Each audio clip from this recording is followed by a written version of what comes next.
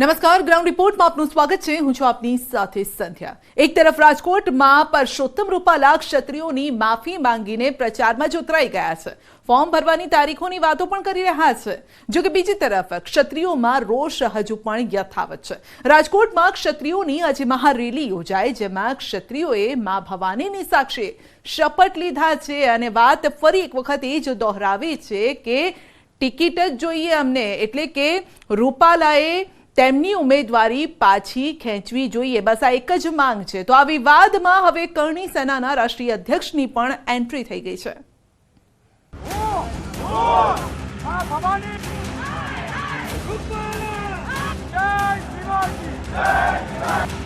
રાજકોટમાં રણસંગ્રામ, રૂપાલા સામે ક્ષત્રિય સમાજનો આક્રોશ યથાવત.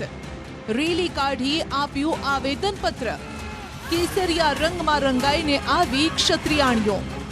માંગ એક જ, રૂપાલાની ટિકિટ રદ થવી જોઈએ. ક્ષત્રિય સમાજનો ઓપરેશન રૂપાલા હજુ પણ યથાવત છે. ઓપરેશન રૂપાલા, જય ભવાની, જય ભવાની, જય શિવાજી, જય શિવાજી. વિવાદ પર નથી લાગી રહ્યું પૂર્ણ વિરામ. ક્યાંક ને ક્યાંક હવે સર્વનો ધીરજ ખૂટી રહી છે.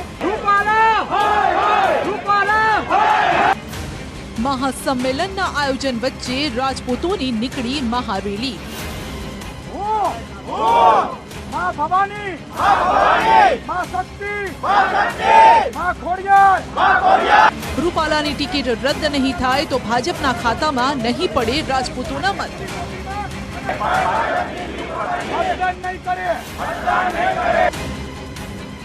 રાજપૂત કરણી સેનાના રાષ્ટ્રીય અધ્યક્ષની એન્ટ્રી થતા જ કરાઈ અટકાયત.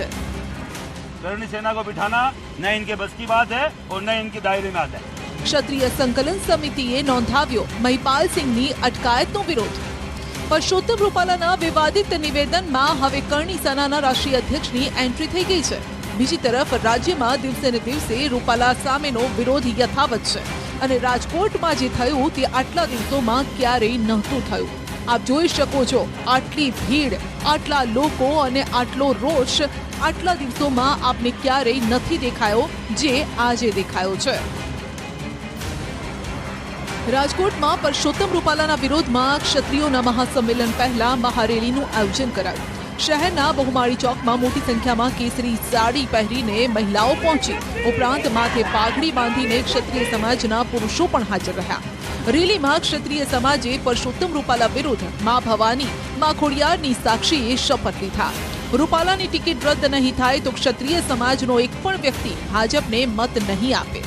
કેસરી સાડી પહેરીને મોટી સંખ્યામાં મહિલાઓ એકઠી થતા સમગ્ર બહુમાળી ચોક કેસરિયા રંગે રંગાઈ ગયો. પરંતુ આ રંગ હતો ક્ષત્રિયોનો, નહીં કે ભાજપનો. આ દરમિયાન પીટી જાડેજા સહિતના આગેવાનોએ સરદાર પટેલની પ્રતિમાને પુષ્પ અર્પણ કરી જય સરદારના નારા લગાવ્યા. આજે અમારી પુકાર કેમ ન સાંભળ્યા સરકાર? અમે એના વિરુદ્ધમાં નારા 100% લગાવશું. ટિકિટ રદ નહીં થાય તો રાજપૂત સમાજ ગમે ત્યારે રોડ ઉપર ઉતરી જશે. જો રાજપૂત સમાજ રોડ ઉપર ઉતરી જશે તો કોઈનું કઈ નહીં આવવા દે. રાજપૂત સમાજ ગમે એ કરવા તૈયાર છે. રૂપાલાની ટિકિટ રદ કરો, બાકી અમારી બીજી કઈ માંગ જ નથી. બીજી તરફ મહારેલીને લઈને તંત્ર પણ સજ્જ થયું. કોઈ અનિચ્છનીય ઘટના ન બને તે માટે પોલીસનો ચાંપતો બંદોબસ્ત ગોઠવાયો. ઉપરાંત વોટર કેનન અને વજ્રવાહન પણ તૈનાત રખાયા. આ તરફ અમદાવાદમાં પોલીસ અને કરણી સેના વચ્ચે ઘર્ષણ થયું. મહિપાલ સિંહ મકરાણા વિરોધની ચીમકી આપનારા ક્ષત્રિય મહિલા આગેવાન પ્રજ્ઞાબાને મળવા બોપલ જઈ રહ્યા હતા. આ દરમિયાન તેમને પોલીસે અટકાવ્યા અને પોલીસે અટકાવતા જ કરણી સેના અને પોલીસ વચ્ચે ઘર્ષણ થયું.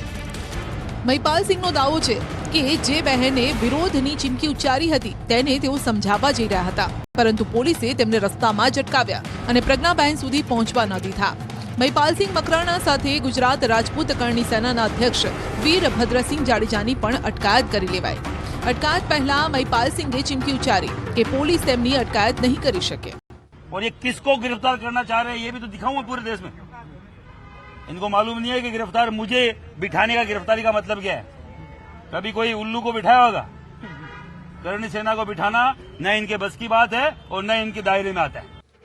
અટકાયત પહેલા મહિપાલ સિંહે એક પત્રકાર પરિષદ પણ યોજી અને અહીં પણ રૂપાલા પર વાર કરવાનું ન ચૂક્યા. તેમણે કહ્યું કે આ તેમના સન્માનની વાત છે અને હવે તો આરપારની લડાઈ લડવા માટે તેઓ તૈયાર છે. મહિપાલસિંહે કહ્યું કે રૂપાલા વિરુદ્ધ તેઓ 24 રાજ્યોમાં જશે ને રાજપૂતોને જાગૃત કરશે. બોયકોટ રૂપાલાના બેનર લાગ્યા છે અને હવે બોયકોટ બીજેપીના બેનર લાગે તો પણ નવાઈ નહીં તેવી વાત કરી. તેમણે કહ્યું કે જે પણ વ્યક્તિ બહેન દીકરીની ઇજ્જત નથી કરતો તેને સંસદમાં જવાનો પણ અધિકાર નથી. वो किसी भी जाति संप्रदाय को राजी करने के लिए किसी और अन्य जातियों की महिलाओं पे आपत्तिजनक टिप्पणी करे? क्या आपको लगता है कि आपकी मेरी बहन बेटी अलग है? मेरे समाज की बहन बेटी है, आपके समाज की बहन बेटी है. स्वाभिमान, इज्जत, आबरू सबकी एक है.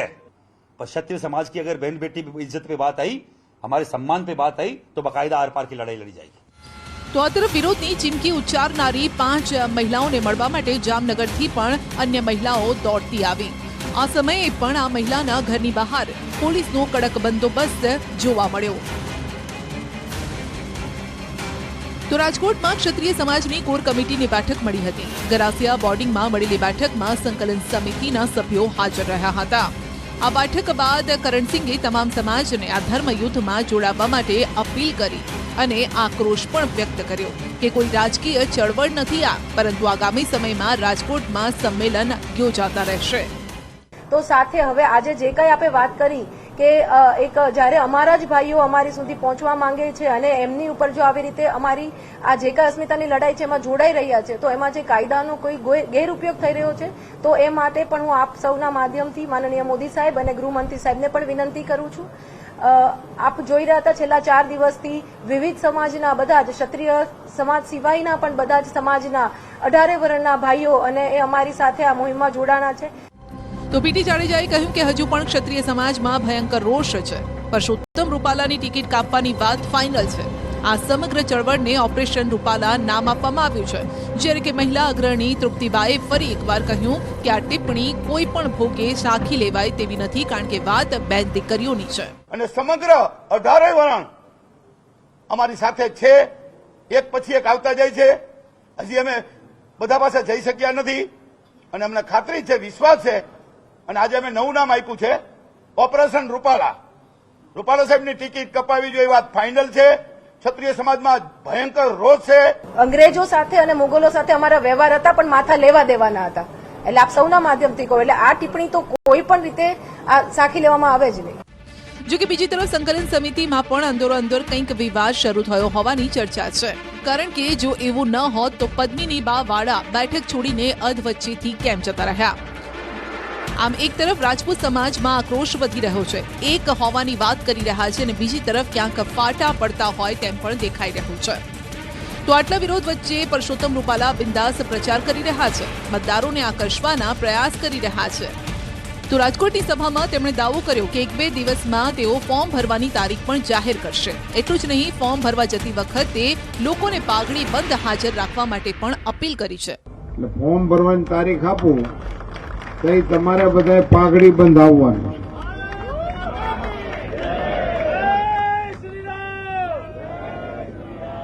પાઘડી બંધમાં ખ્યાલ આવે ને?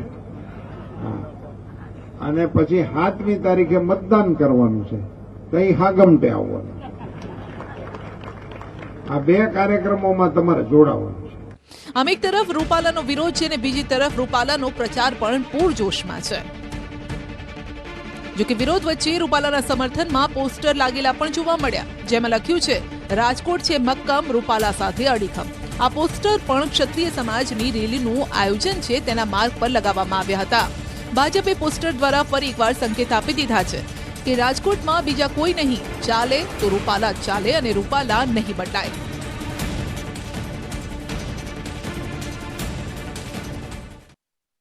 અમદાવાદ પોલીસે કરણી સેનાના રાષ્ટ્રીય અધ્યક્ષ મહિપાલસિંહ મકરાણાને મુક્ત કર્યા છે. જો કે મહિપાલસિંહને રાજકોટના કાર્યક્રમમાં નથી જવા દેવાયા. અમદાવાદથી મહિપાલસિંહને પોલીસ રાજસ્થાન લઈ જવા માટે રવાના થઈ.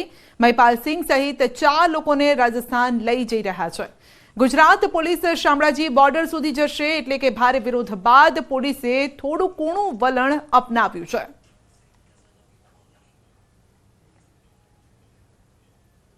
તો પરસોત્તમ રૂપાલાના નિવેદનને લઈને ક્ષત્રિયો હજુ પણ લાલ ઘૂમ છે અને રાજકોટ ઉપરાંત પણ રાજ્યભરમાં રોડ પર ઉતર્યો છે ક્ષત્રિય સમાજ અને વિરોધ સતત યથાવત છે.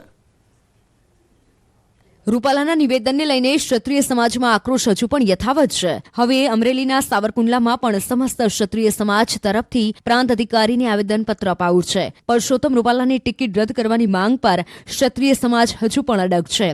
ચૂંટણી પંચ દ્વારા નિર્દેશિત ધારાધોરણ અને આચારસંહિતાનો ભંગ કરવા બદલ કાર્યવાહી કરવાની રજૂઆત કરાઈ છે.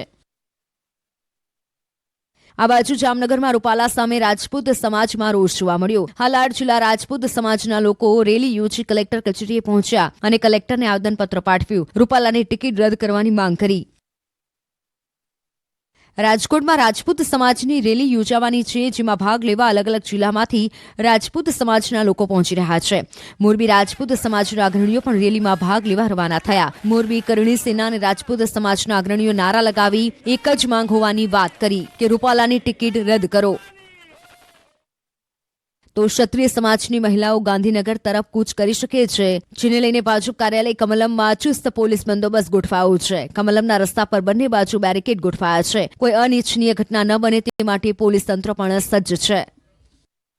અટકળો ચાલી રહી છે કે રાજકોટમાં જો રૂપાલા જ લડશે તો તેમની સામે પરેશ ધાનાણી મેદાને ઉતરશે, પરંતુ જો રાજકોટ બેઠકથી કોંગ્રેસના પરેશ ધાનાણી લડશે તો ખરાબ રીતે હારશે અને આ આગાહી પૂર્વ મુખ્યમંત્રી વિજય રૂપાણીએ કરી છે. રાજકોટમાં ક્ષત્રિય સમાજના વિરોધને અવગણીને ભાજપના ઉમેદવાર પરસોત્તમ રૂપાલા પ્રચારમાં લાગી ગયા છે અને વિવિધ કાર્યક્રમોમાં હાજરી આપી રહ્યા છે. ત્યારે આજે મધ્યસ્થ કાર્યાલય ખાતે ભાજપના સ્થાપના દિવસની ઉજવણીમાં પણ તેઓ હાજર રહ્યા. આ તકે પૂર્વ મુખ્યમંત્રી વિજય રૂપાણી પણ ઉપસ્થિત રહ્યા. આ તકે પૂર્વ મુખ્યમંત્રી વિજય રૂપાણીએ વાતચીત કરતા કહ્યું કે પુરુષોત્તમ રૂપાલાએ 2 વખત માફી માંગી લીધી છે. ક્ષત્રિય સમાજ હંમેશા ક્ષમા આપનારો સમાજ રહ્યો છે. ચોક્કસ વિશ્વાસ છે કે ક્ષત્રિય સમાજ પુરુષોત્તમ રૂપાલાને માફી આપી દેશે. તો પરેશ ધાનાણી રાજકોટથી લડશે તેવી ચાલી રહેલી અટકળો મામલે રૂપાણીએ ભવિષ્યવાણી કરતા કહ્યું કે પરેશ ધાનાણીને લાભ લેવો હોય તો તે પણ ભલે લાભ લઈ લે, પરંતુ શબ્દો યાદ રાખજો, પરેશ ધાનાણી ખરાબ રીતે હારશે. રૂપાલા સાહેબે માફી માંગી લીધી છે. ક્ષત્રિય સમાજ ભૂતકાળમાં અનેક સમા આપનારો સમાજ છે, એટલે હું એમ માનું છું એ પ્રશ્ન પણ પતશે અને કોઈ પ્રશ્ન ઉભા નહીં રહે. હા, તો પરેશભાઈ લાભ લઈ લે, એમાં ક્યાં ના પાડી છે. ખરાબ રીતે હારશે, એમાં કોઈ શંકા જ નથી.